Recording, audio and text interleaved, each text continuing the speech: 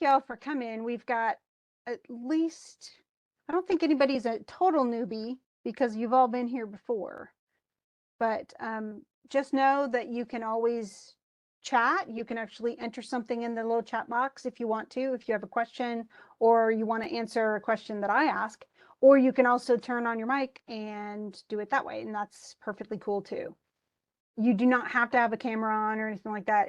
That's up to you. So, but we're going to essentially, even though two of them are not on the test, we're going to talk about all of the war poems except for Dulceat Decorum Est, because we talked about that this morning. But if you do have any, lingering things you want to say about that particular poem, we can get to that hopefully by the time we get out. Now it's funny because the first one, and it's the first one that's on our list from the journal, is the is In Flanders Fields. And several people have talked about the fact that they had heard this before, they've read this before, and it's absolutely true that this poem had such an effect on people that if you, for instance, are doing things for Veterans Day or Memorial Day or things like that, a lot of people who run events that go along with that give out, usually they're paper, they're not real poppies, because poppies themselves don't, once they're picked, they don't like stay firm and pretty. They wilt very quickly. But they'll give out little paper poppies. So you did that in FFA. That's hilarious. So that's, I mean, the truth is it's had a profound effect on kind of how we remember and some of the things we do to remember people who've died in various different conflicts. So the truth is, though, is we have used, I mean, there are other symbols that we use in our lives that, like, for instance, there's a song, I don't know if you guys know it because you guys are so much younger than me, but it's an old song, even for me, the tie a yellow ribbon around the old oak tree. Have you ever heard of that? Okay, Samaya's leaving and then coming back. So you've heard of it, Tracy. And so tons of people, when I still remember, and I was really young, but I remember as a kid, when Vietnam was still going, that people had yellow ribbons around their tree. And it's more of it's essentially a sign, hey, we want you to come back. Like we're waiting, we're kind of holding tight and waiting for you to come back from the war. Yes, it's called, I think it's called tie a yellow ribbon, but it's essentially say, tell me that you miss me and that you want me to come home.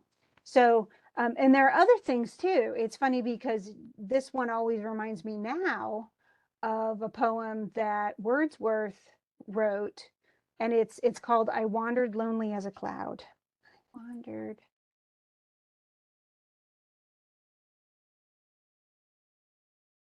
And he was essentially, in the persona of the poem, talks about how lonely he was and how he's kind of despondent and sort of depressed. We would say depressed today. And then he's just wandering and he sees, oh, so you found it, Tracy. But he sees off in this field of like literally thousands and thousands of daffodils. And they made him so cheerful. And they made him feel so much better that, even later on, long after it happened, if he's feeling kind of down, he just remembers that field of daffodils and he feels better. And you think, okay, well, that's cute. It's very romantic. It's actually, he's a romantic poet. We covered that last week, but it's more than that. In fact, when 9/11 happened here in the United States, well, especially in New York City, a bunch of people in Europe sent bulbs of daffodils to New York City, and they planted them all around everywhere. And so in February, this happened, of course, September 11th, and then in February of the next year, they all bloomed because they're one of the earliest blooming flowers. And the whole place was covered in daffodils. And New Yorkers even said, I actually remember listening to an NPR article about this. They recited some of the poem from Wordsworth, and then New Yorkers even said it felt like they felt loved, they felt cared for, because people had sent them literally thousands and thousands and thousands of bulbs. Oh, Oh, okay. So you were named after the song? Okay, that's interesting. They're totally, they're talking about the song and the artists and stuff. Okay, so in this case though, John McCrae, yes, he did. No, you're fine. I think that's it's a sidebar, but so that's fine. So with John McCrae though, he was not. I mean, his profession was actually a doctor, but he was in the war.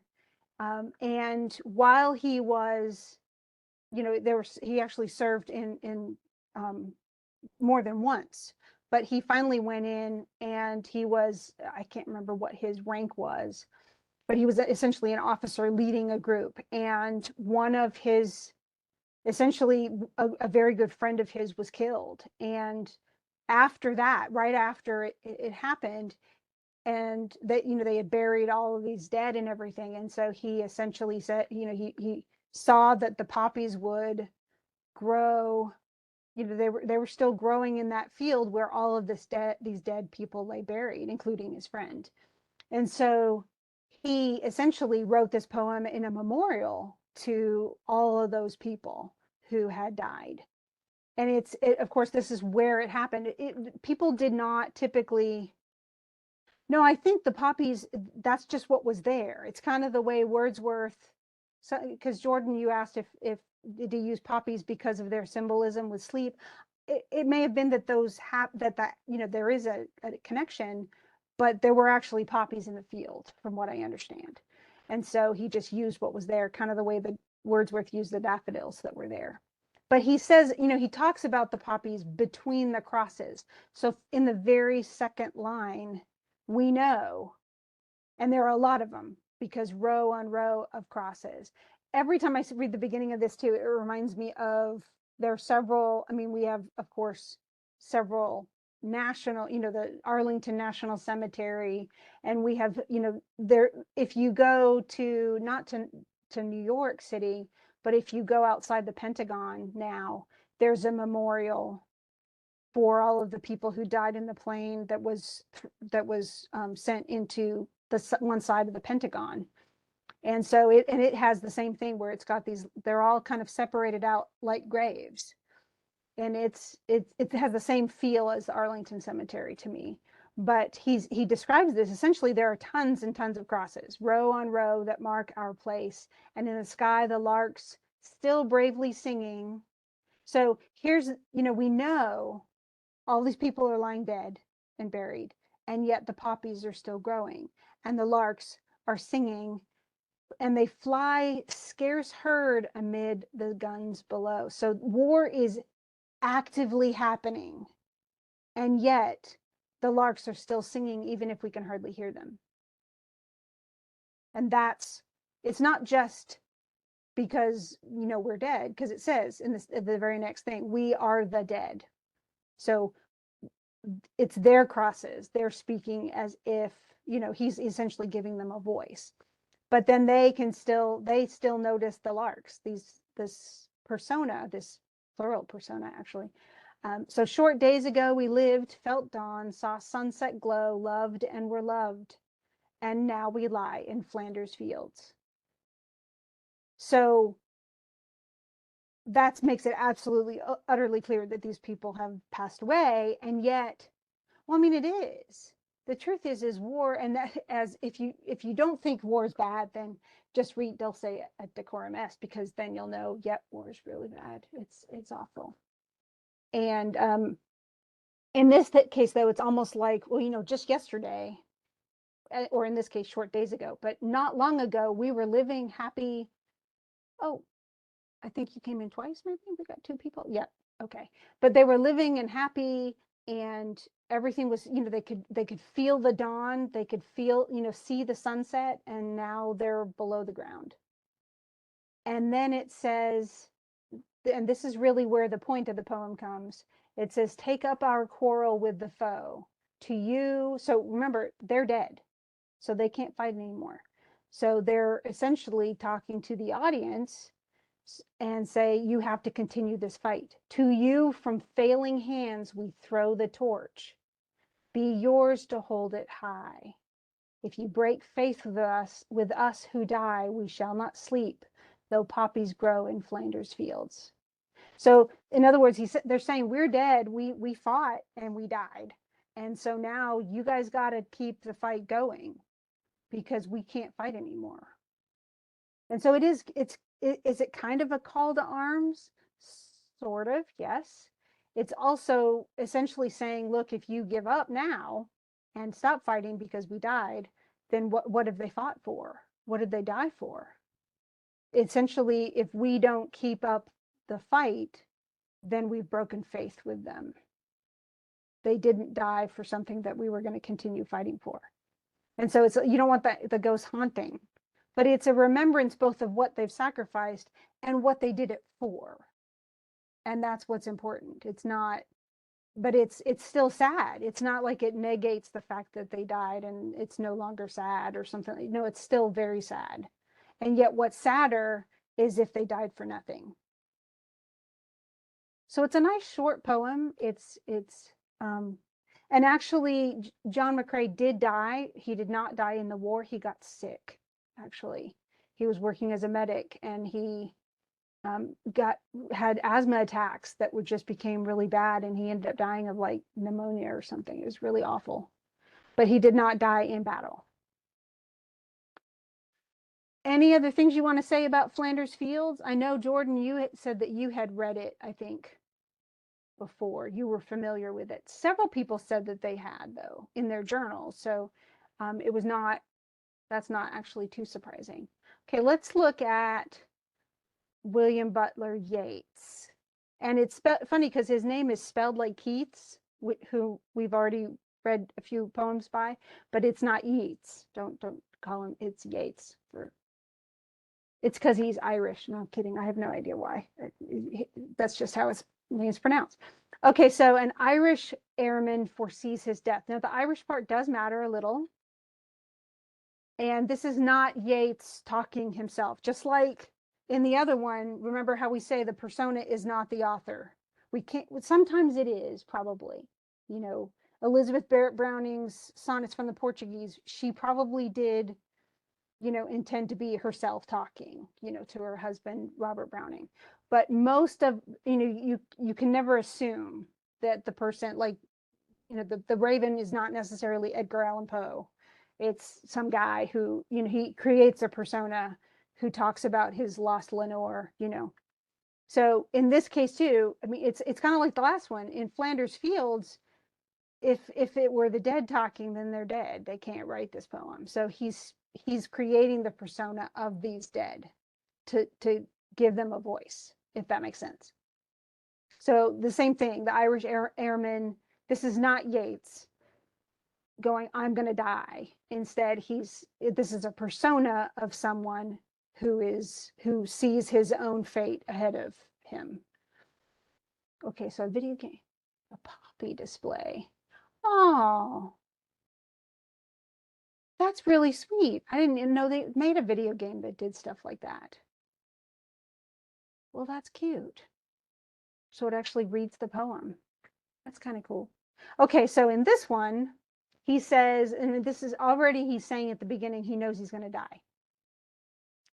He's an airman, so he is actually flying up in the air, and that's his, you know, he's part of the Air Corps or something. And he says, I know that I shall meet my fate somewhere among the clouds above. So he knows he's going to be in the air, and that's where he's going to die. But then he says, and this is really important, it's part of the, and it will go along with the man he killed and some of the other sentiments that come out of some poems. He says, those that I fight, I do not hate. Those that I guard, I do not love. In other words, this is not a personal fight for him.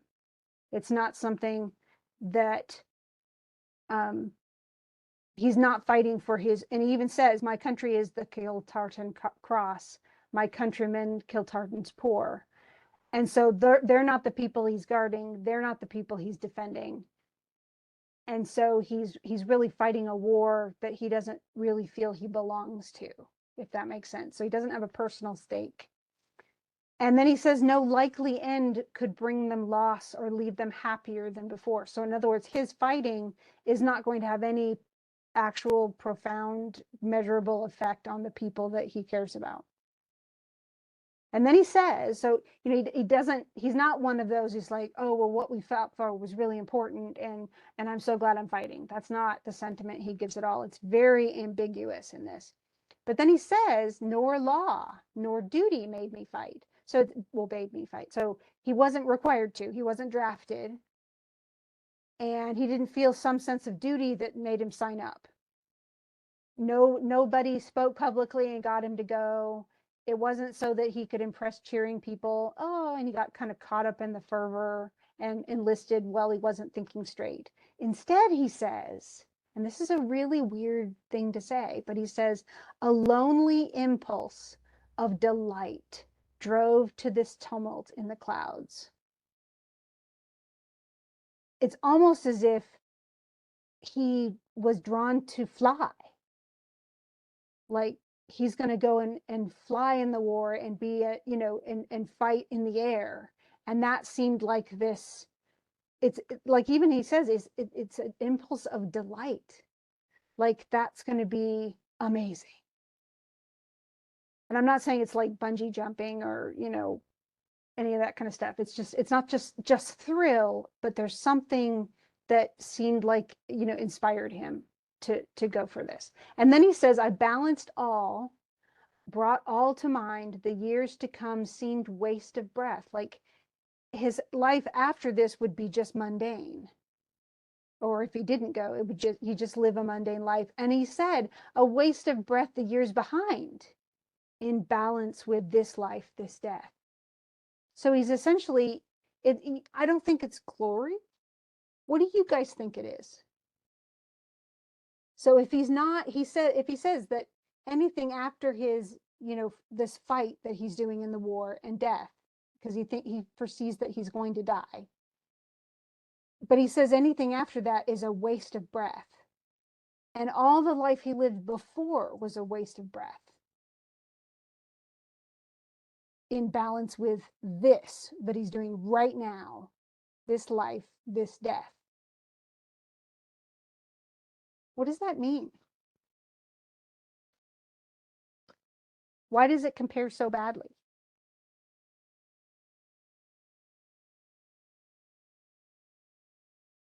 Well, maybe it's, yeah, it's that there is the flying and the thrill of all of that, and being in the, I mean, from what I understand, if you wanted adrenaline, that was the way to go, go and fly, and you know, I think about not just World War I, but World War II, and it's a hairy kind of thing to, talk about adventure. Yeah, it's adventure, thrill. And the word he uses is delight. It's almost like it's a roller coaster ride or something. And it does seem to suggest too that what he had before and what he faces if he goes back aren't that great. Like what's the point? And I don't think he's just glorifying war. I think it's just that he doesn't really have that. I mean, does he have any, like you say, Jordan, does he have anybody to go back to or anything to go back to? Which is kind of sad, which is as sad as him dying. And yet, that's, can you see this, people feeling this way? Like, okay, so Tracy, you say yes. I mean, not everybody does. Tons of people go in for glory. Some people go in, because they don't know what else to do with their lives. In some ways, he's kind of in that, because he says that what he had before was just a waste of breath. And so, well, and I think that's a good question, Tracy. If you had no one, who goes to war typically?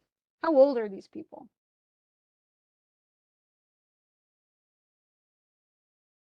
Yeah, they're pretty young. Some people lied. My grandfather actually lied when he went to war. He lied about how old he was.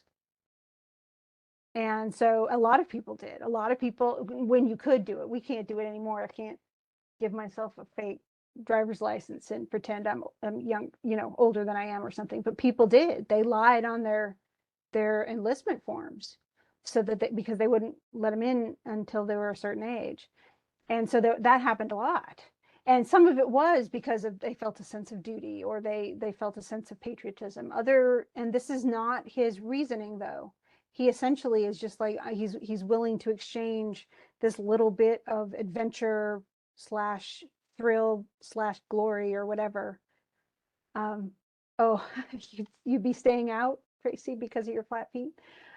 Um, but they wanted for him, that's where his living, he gets to live for just a moment, this short little space, and then the rest of his life is just mundane.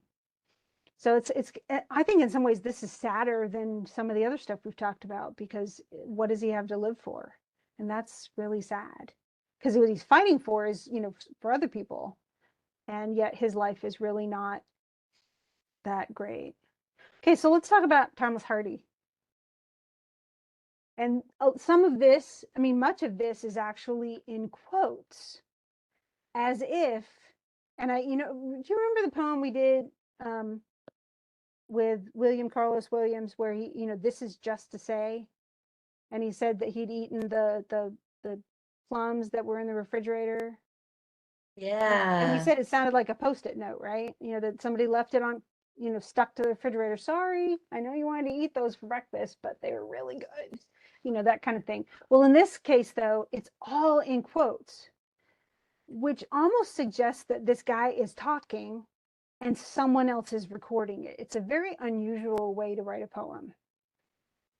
But the truth is we're going to look at where this might have been said once we read through the whole poem, okay? Because the setting may actually be suggested to us and where they were when this happened. So here's this guy, and we know that he's the only speaker for one reason. Do you see the quote marks at the beginning of the stanza?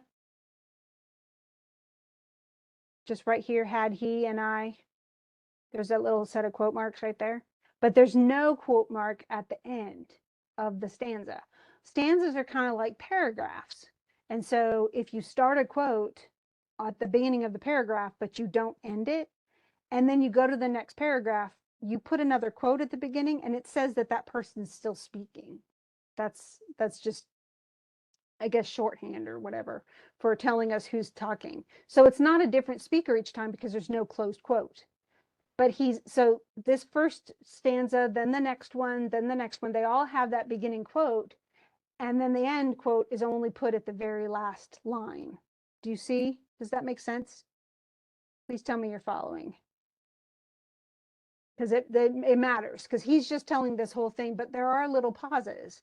And there is a rhythm to it, but there's a little halting and a little stopping. It's a little awkward.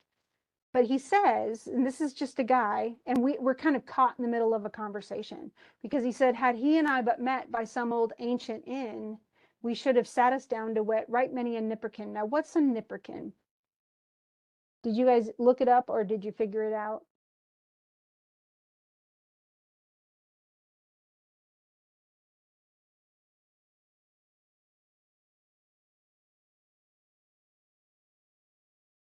No, you didn't figure it out? Is somebody looking it up? I wrote it in the chat. Okay, you did? I couldn't see it. Let me look. Oh my gosh, you've written. Yes, it's drink. Like almost like what is that? A nightcap or something. So but what he's saying is, if we'd met and we were just like at a bar, at like the kind of eating part of an inn, we just would have had a drink together. We would have shared a drink, and we might have shared many drinks, because he says, right, many. We could have gotten drunk together.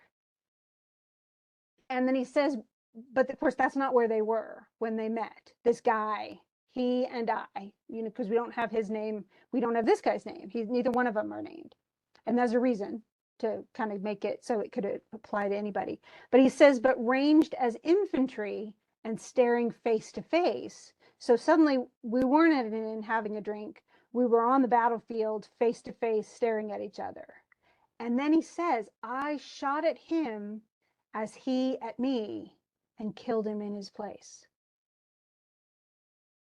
So they both caught sight of each other, they both shot, and he killed the other guy.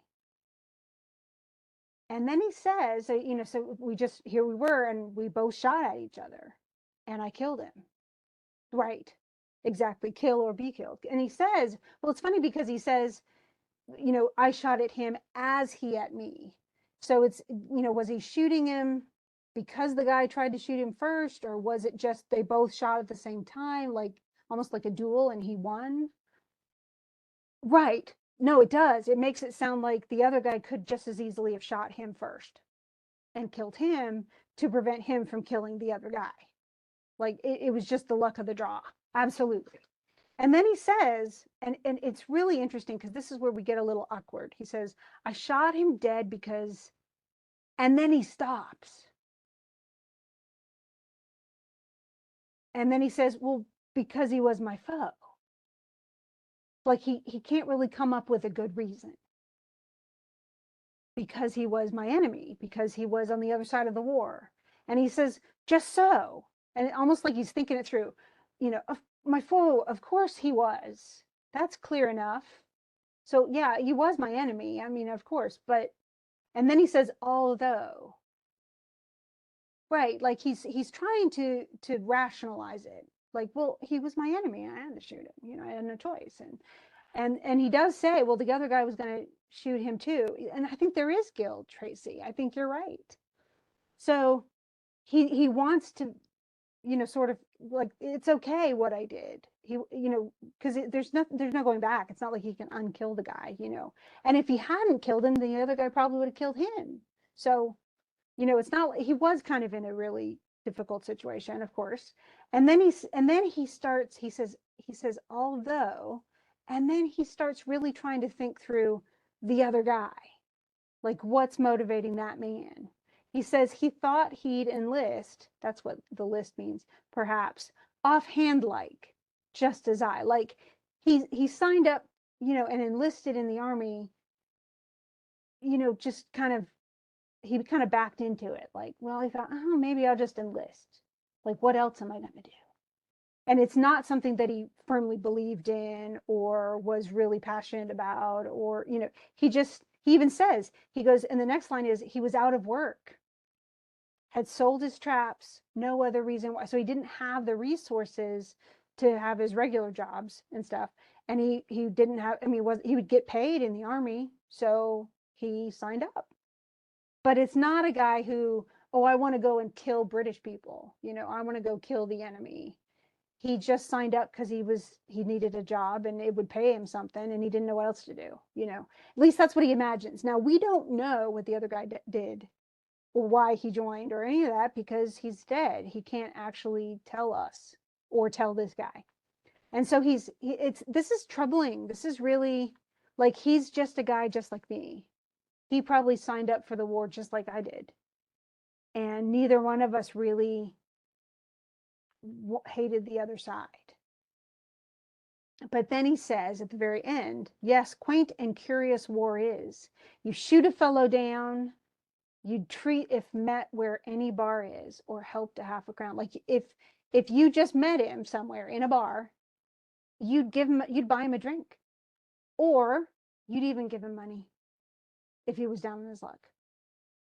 You'd help a dude out. And yet, in war, without even thinking about it, you kill him. And so, where is this being told? Where are they? Now, we don't know. I just have a guess. So, where are they? Do you think? It does not say.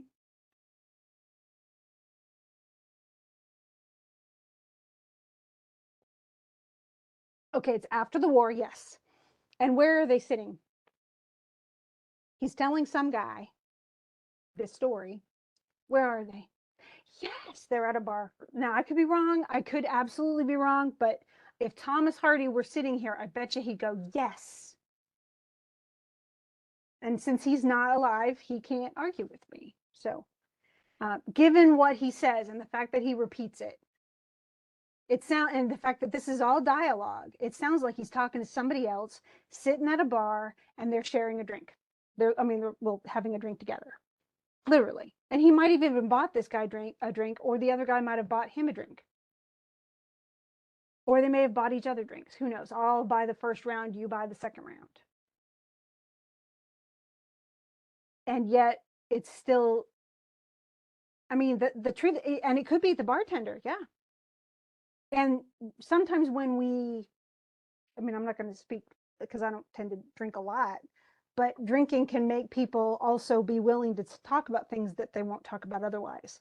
So this may have actually loosened his tongue a bit so that he can express the discomfort that maybe normally he just tucks away. We don't know. But the fact that he says this sounds as if, I mean, it's a suggestion that's kind of disturbing, because he could look at the guy who's sitting next to him having a drink with him, and that guy could have been his enemy too. So, I mean, we just don't know for sure. But I think he's just sitting at a bar talking to somebody. That's what it feels like to me. So, okay, let me see if I can get, yeah, there we are, the last one. So we have one more, and this is not a war poem. I'm gonna make sure I'm scrolling down so that, oh, you guys keep talking and I keep missing it.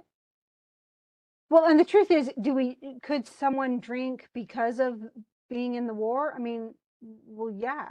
I mean, people drink anyway, but could someone drink a lot more or use alcohol to, mitigate PTSD or something like, well, I don't think that's a very good way of medicating. Um, but people do it. So, okay, so let's talk about Claude McKay. Now this is not a war poem, but it has been essentially adopted. Um, it's been accepted as a poem that's sort of like an inspiration to oppressed peoples everywhere. Now he was specifically talking about his home country of Jamaica, and he loved his country, and yet he is black, and so he definitely felt, in the same way that many minorities do in other places as well, that and the people like him did not have a fair shake. It's kind of like, it probably should remind you of Langston Hughes, "Let America be America again." That it never was America for me. Remember how he says that it's never been the land of the free for me. Well, it's the same type of thing. He's dealing with the same segregation, the same prejudice, the same, fewer opportunities and things like that, and the same oppression. So he says essentially, this is it's a call to fight, but it's a call to fight as opposed to the alternative. And it's almost like we're gonna die either way, so let's die nobly, and let's not be. So he says, if we must die, like, the assumption is for Claude McKay that we will die, that his people will be killed one way or the other. But let it not be like hogs, hunted and penned in an inglorious spot, while round us bark the mad and hungry dogs, making their mock at our accursed lot. So don't let us be essentially penned up, caged, like pigs.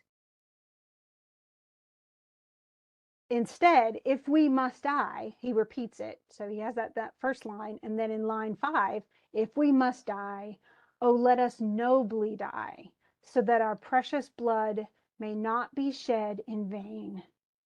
Because if we just get imprisoned and we just get, beaten up and we just get killed in prison, we're not solving anything. So, but instead, he says, let us nobly die, so that our precious blood may not be shed in vain. Then even the monsters we defy shall be constrained to honor us, though dead. So if we fight like equals, where we're fighting, we're an army fighting another army, and we fight actually as a war, not, just fight to stay alive, they'll have to honor us as a like an equal, even if we die. And then he says, oh, it's a call. It's an actual call to arms. We must meet the common foe, O kinsmen. Though far outnumbered, let us show us brave, and for their 1,000 blows deal one death blow. What though before us lies the open grave? In other words, who cares if we die? It's like, give me liberty or give me death. But like men, we'll face the murderous, cowardly pack, pressed to the wall, dying, but fighting back. And so this is definitely what's scary about this, really, is that it's a it talks not only about the fact that they're going to fight, but also the fact that either way they're going to die. And it's not a happy poem, but it's one of those where, if are you going to die fighting, or are you just going to sit down, lay down and die type thing. So, and did you notice anything else about it? How many lines is this poem?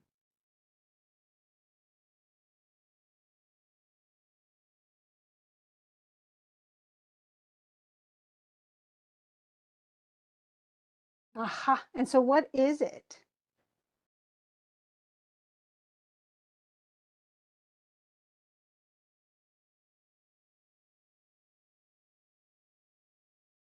A sonnet. Well, let's look. Let's check, because we know, okay, 14 lines, that's the number thing. That's the number that we need. Okay, so if we have, and let's look at, we'll just start over here with the rhyme scheme. So we have hogs, spot, dogs, and lot. That's ABAB. Then we have die, shed, defy, and dead. CDCD. Foe, brave, blow, grave. EFEF. And then pack back. Now it's heroic as long as we have, it's a couplet for sure at the bottom. But if it's heroic, that's because it has its iambic pentameter. So let's look. If we must die, let it not be like hogs. So that's definitely 10. It's not totally the right meter, but it's 10 beats. Hunted is trochaic, so it's backwards. And penned in an inglorious spot. While round us bark the mad and hungry dogs, yes, this is iambic pentameter. So generally, it's iambic. And that makes, if this is like men, we'll face the murderous, cowardly pack, press to the wall. Dying is backwards, but fighting back. That's a heroic couplet because it's a sonnet. So after all this time, we studied so many sonnets early on. Well, I wasn't trying to sneak it through, but yeah, it's kind of a sneak sonnet. It absolutely is. So, and so, here's this glorious war poem and everything, let's go do battle. And it's a sonnet. In fact, it's an Italian sonnet because it has, see, it's got, well, no, it's not an Italian sonnet. That's 8 and 6. So it's a Shakespearean sonnet. So there's 4, 4, 4, and then the couplet at the end. Remember, the Italian sonnet was, these 4 are all going to rhyme together. These 8 first lines are all going to rhyme together, ABAB or ABBA, ABBA, something like that. And then this bottom ones are going to be CDE, CDE, or CD, CD, CD, or something like that. I'm so glad you guys actually know what I'm talking about. Hopefully you do. Do you remember all this so that you know what I'm talking about? Yay. Okay, I love to hear yup. That's good.